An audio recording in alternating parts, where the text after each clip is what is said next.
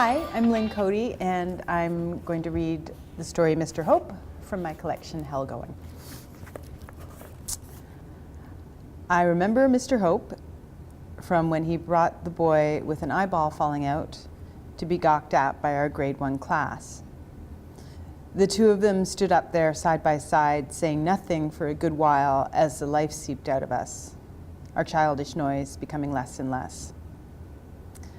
I don't know about the rest of grade 1, but personally, I had been riding high up until that moment.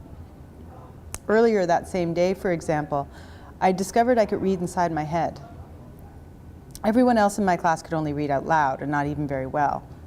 When the teacher told them, "Now read quietly to yourself," they would start to whisper the words, mouths in motion. Only I knew what she meant. I gasped, "Teacher, look!" and held up the book to my face and said nothing. I'm saying that up until the moment Mr. Hope strolled into our class with the mangled boy, school had been fine for me. It was exciting. I discovered that I was smarter than almost everyone else. I followed instructions better. I knew what the teacher was talking about. I always caught on. I was good also at being obedient. When the teacher left the classroom, for whatever reason teachers sometimes left, I didn't go ape like the rest of my class.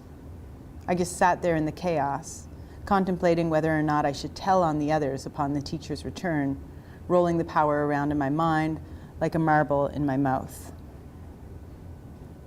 "This is Teddy," grunted Mr. Hope, after a long time of standing up there with the boy. Then he let there be even more silence as we took the newly identified Teddy in and allowed this alien idea to settle over us. The idea that an eye on a person could come out. Mr. Hope was our school's vice principal.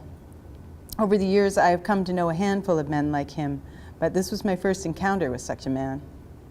My mind, which I had lately been so proud of, grappled with him, tried to feel its way around him and settle on something, some kind of soft spot that would allow it to relax.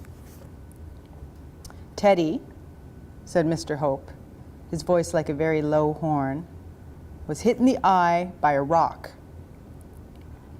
He was monstrous to me.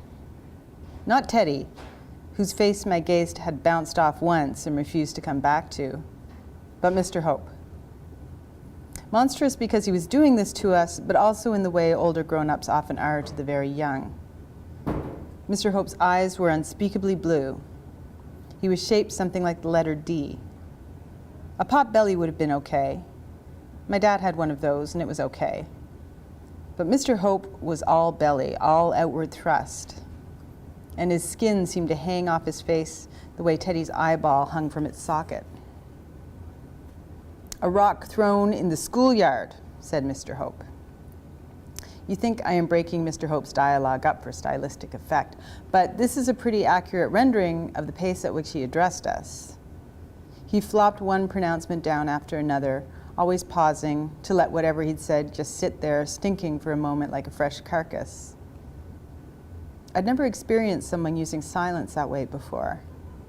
People who speak to 5-year-olds typically speak fast, never letting there be silence, casting the line again and again in the hopes of hooking their tiny, elusive attention spans. Here was the crux of my dilemma when I was 5 years old. Here's how the problem presented itself. Is this a nice man, or is it a mean man? "This is what can happen," said Mr. Hope, "if you throw a rock in the schoolyard." He glared around at us like every child in the room was likely carrying such a rock in our pockets, our hearts. You'd think there would have been crying, but I don't remember any crying. All the people I had encountered in my 5 years of living had, up to that point, been nice. Men were nice, women were nice. Some children weren't nice, but children didn't count. Who cared about children? School was nice. School was still new. I loved it. Everyone to do with school had immediately become my family in my mind. My pillowy teacher, whom I adored so much I actually prayed to her at night. The principal, who drove a pickup truck This startled me when I learned of it because I thought the principal would be driven to school in a limousine. The librarian, the crossing guard, the canteen lady, and the janitor, who I assumed for some reason were married. I packed all these people away in my heart. They would be, I decided, mine. But whose was Mr. Hope?